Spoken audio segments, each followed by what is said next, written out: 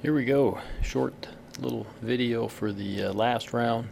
I'll make it short and sweet and give you your assignment. Yes, there is one final assignment in addition to, of course, finishing up your Comp XM. Reminder, you will not get a grade for this class without completing the Comp XM.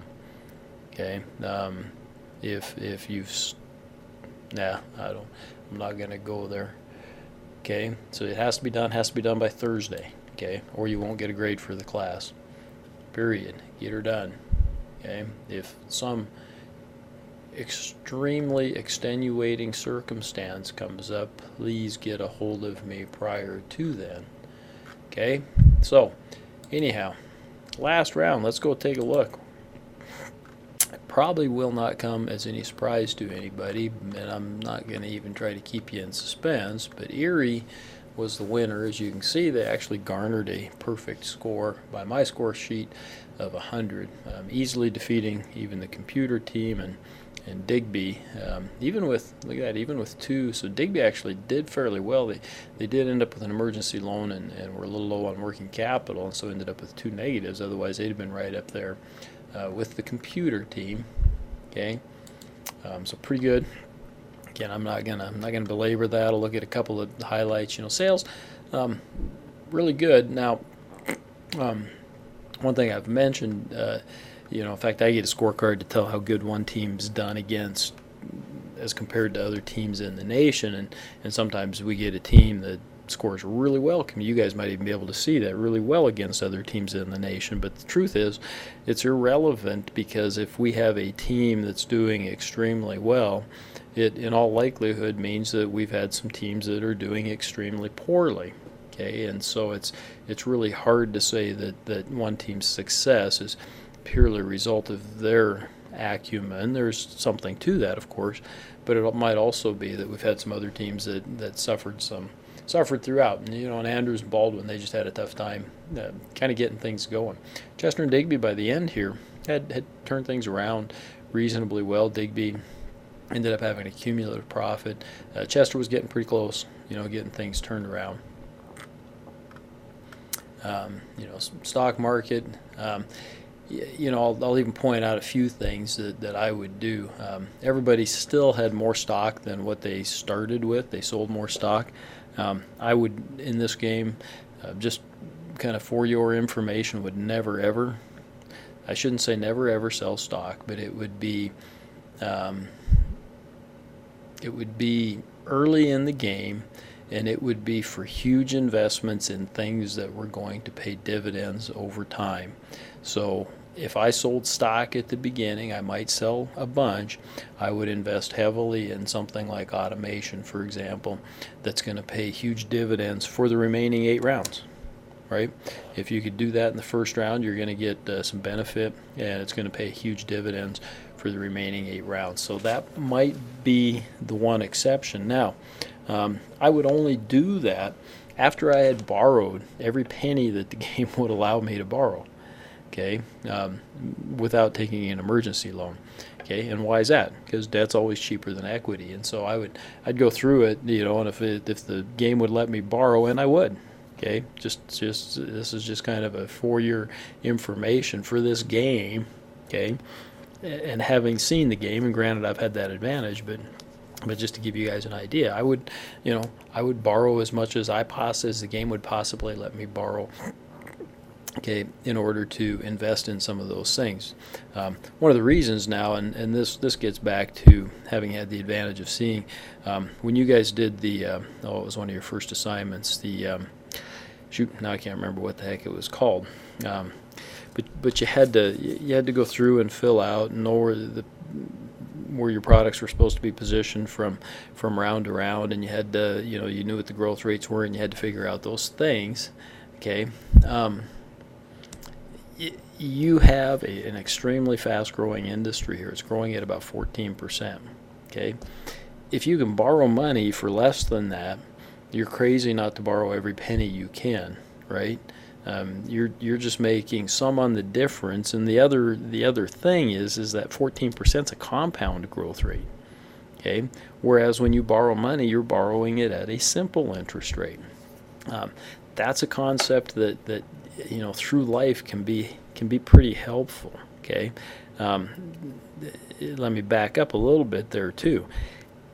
I absolutely oppose that, and I think it's goofy to borrow like that for personal items. Okay, granted, you're borrowing at simple interest rates, but things that you buy personally don't have compounded growth rates, right? If you're borrowing for an investment, different story, right? Investments should hopefully have compounded growth rates, and you might be borrowing money, okay? Should you borrow up like I would in this game? Nah, this is a game, okay? Would I do that in real life? Maybe under circumstances, if the right opportunities came along and you felt comfortable with them, maybe. Erie was still investing. Good for them, right up even that last round, whereas a few other teams kind of took advantage. Digby was still investing some. You can see even Ferris backed off in that last round. Erie got rid of a little cash.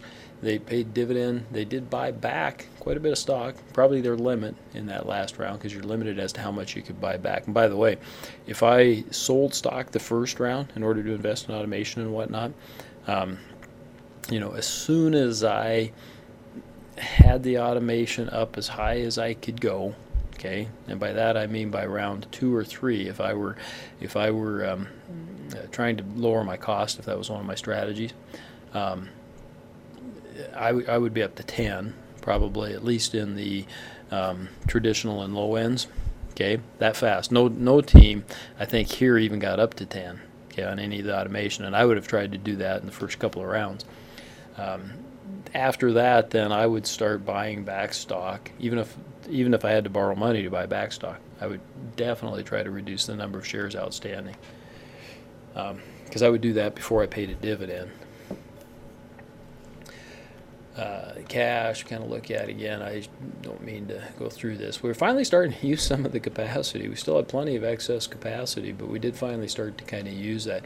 Inventories, look at that. Chester completely ran out of inventory. Erie just about out of inventory. You guys stuck the computer team with some inventory this last round. So, yeah, the computer team, like I accurately predicted again, you guys made great strides against the computer team, and Erie dominated it, in fact.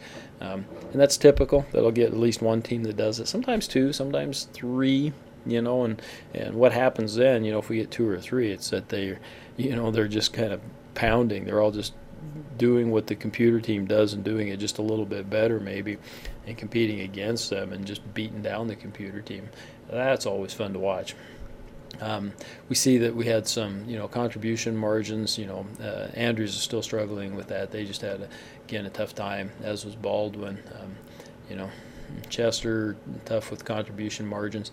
I tried to push that from the beginning, and talked about that being as a part of the score, because I just couldn't emphasize enough how important that was. And other than Erie, I didn't really see teams, and Erie's efforts were a little above average, but certainly not what I would call bold in terms of pursuing cost savings. Okay, and maybe even on the price side a little bit. Having prices up a little bit to try to take advantage of that. One thing you could have done, and no team really took advantage of it a little bit, is in the low end on this last round. I tried to hint and get you to the understanding that there was not enough capacity to satisfy the demand going into the last round. Okay, I think we'll see that in the low end. Yeah, there was total industry demand was 21.7, and you guys only had 18.2, so you came up. Okay, so you could have charged. Here was a tactical thing on the low end. You got to get down there. Could have charged, I think it's up to $5 more. So you could have charged like $25.99, I think, because if you go $5, you get peckered. But you could have charged up to $25 there, and sold all of those. And think of what your contribution margin could have been there. I mean, just would have been, sweet. Okay. And no team, I tried to do that through the rounds, try to have you figure the math, figure the capacity, figure those types of things, trying to lead you in that direction, but we didn't quite get there. On the traditional side, Yeah, I wasn't going to spend a lot of time. I do want to note in the low end, Digby, I think, for several rounds, just did not take advantage. They had lots of potential, I think, for the last several rounds in the low end, and didn't buy the capacity in order to build that up.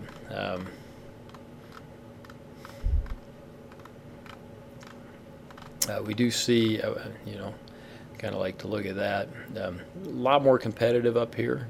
Ferris and Erie competed very hard, staying out here on the front edge. Digby to a certain extent, and Baldwin to a lesser extent, kind of picked up some of the pieces, and that was fine. Again, Erie did a pretty good job of investing in HR. See, they got up to 25.9%. And Digby 114%. So huge savings. 26%. Think about that as a 26% savings in your labor. And for Erie, their labor was well over $100 million probably this past round, although it might have been less just because of the savings. So, $25 million that they might have saved there.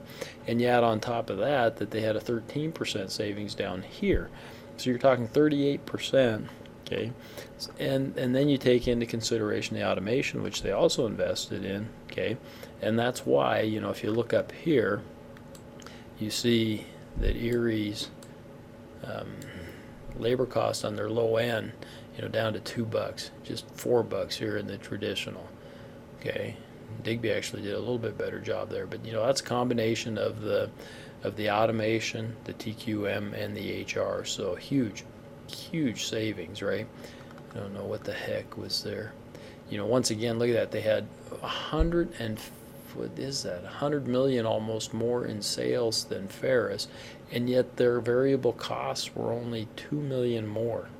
Okay, again, that's simply because of the investments that they had here, and this was primarily in the low end, right? Okay, that would have been one of their advantages, is that Erie sold a bunch of products in the low end where they would have lower costs. Okay, but pretty cool. And TQM, we saw some investments going on there. Okay, and now those turned out. Digby was still investing in TQM at the end, so kind of good for them. Okay, your assignment for the last time here is simply this.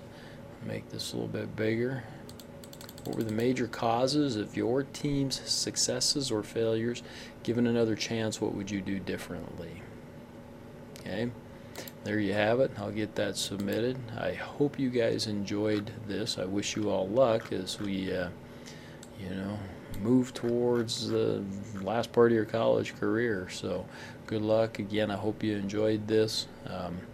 And some of you I might see next semester, and some of you probably finishing up, and best of luck to those of you who are. So thanks, and good luck.